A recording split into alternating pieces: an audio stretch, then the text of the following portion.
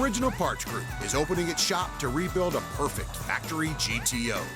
The original car was in pretty good shape, but Joel and his crew have made it even better. By restoring old parts and utilizing the inventory of OPG, the team's recreating the car that rolled out of GM in the 1960s, a ride many consider to be the world's first true muscle car. This build also celebrates an anniversary. The business was started 25 years ago. It's our 25th anniversary. And Dave started it basically out of his garage and peddling parts at swap meets. That was then. Well, I started the company back in 1982, selling used parts at swap meets, and people responded. And the company grew, and I've moved.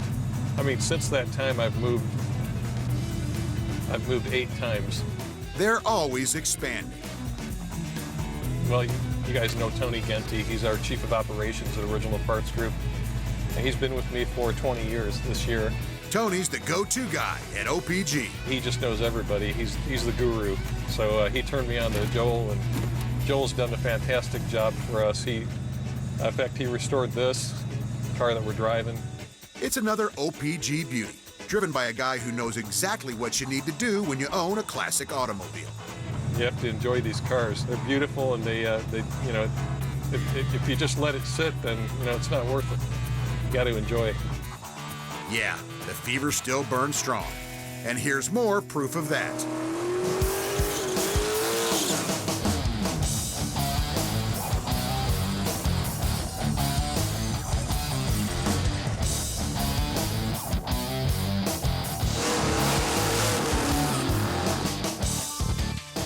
Everywhere you look, it's a world of cool cars, hot rods, and radical rides. And whether you're on the road, at the car show, at the drag track, or even out on the salt flats, you know one thing is certain. It's all good when you're checking them out, watching them run, or best of all, behind the wheel yourself. But don't take our word for it. Let these mighty machines speak for themselves.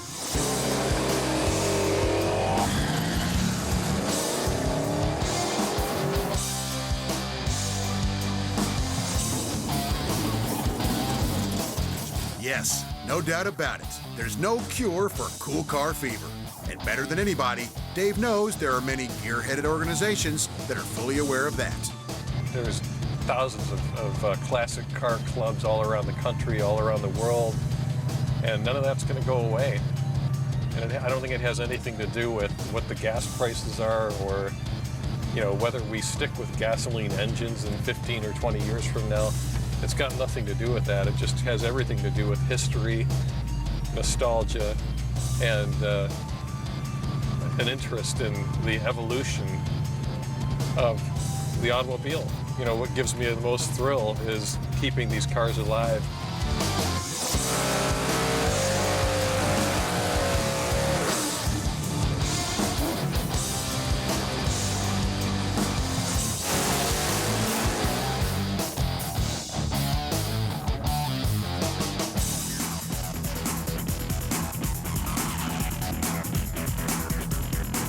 Back with the rebuild, Joel balances the progress with the problems. I got a lot of my friends saying I'm doing their dream job, having fun, but sometimes in this game, it's not easy, and we just I get a big enjoyment when we're finally done and the customer picks it up, and it's what they want. In a world of cool cars, Joel wants the evolving GTO to join that club of highly sought-after rides. Can it happen? We'll see when we return with more Hot Rod TV. Welcome back. The top guys at Original Parts Group are putting a build team to the test, allowing them to restore a 68 GTO.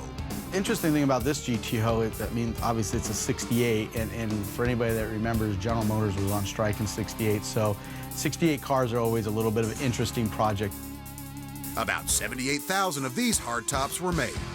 And the interesting thing about the 68 GTO is they had gone to a urethane nose, and they'd gone to hideaway headlights, which were really, really neat. They were really starting to move into some really neat things. And then, of course, it led the way for the Judge coming down the road in 69, 70s. Back with the build, Joel's checking off his list. We finished up all the brake lines and stuff, and we dynamated the floor and everything. We're going to install the motor and the tranny and get the front miscellaneous on the front and go from there. We're going to hit this manifold with some heat protection from VHT and keep it nice and brand new looking. The spray is going on one very special powertrain. It's a 400 Pontiac. Butlers did the motor work, did it complete as you can see it. And it's sporting its own set of cool colors. We use a duplicolor high engine paint, and it's heat resistant to all of it and stuff, and it really holds up and lasts a long time. Okay, time to install. But first, there has to be a union. Well, we're going to get the motor and the tranny bolted together. That transmission is an Art Car 200, ready to meet that 400 Pontiac. We always put our motors and trannies in one piece in them. We never try to set the motor in and then put the tranny underneath. We just put it together, stuff it in the hole, and go. True GOAT fans know how this all began. In 1964, John DeLorean shoved a 389 V8 into a Tempest, creating a legendary car. A couple of guys that goes right in. Nice job. He didn't have 6 fingers going. Hey, it's a muscle car. You gotta work for it.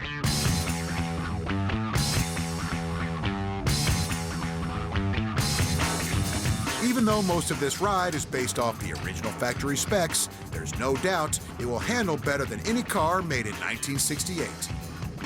Build the car to its original look and appearance, but there's a few areas you want to upgrade always, in steering and brakes. Let's just face it, we can make them a better driver, but they can still look like they did in '68. Got it? Yep. What do you need? You got a few more inches there? Yeah, we got plenty. Pontiac first tried calling the car the Wide Track Tiger, and later, the Great One. Hot Rodders called it the GOAT. Whatever it was called, by 1967, the GTO was the sales king of Detroit. Looking good, it's in the hole. Ready for the trans mount. With the engine now in, it's time to strap it all up. And one thing is clear, this car is only a few pieces short of being a certified reborn GTO, a Pontiac that's about to drive out of a time machine. Our heart's truly in for the original and the pureness of the car. Okay, my bracket's good. Is your bracket good? Yeah, mine's good.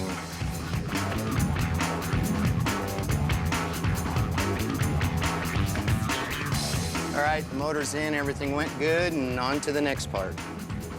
It's a long list. We're gonna put on the alternator, the power steering, get the pulley on, start working on fitting up the fan, and push on. Pushing on is all about finishing the fun stuff. See it happen when we return with more Hot Rod TV.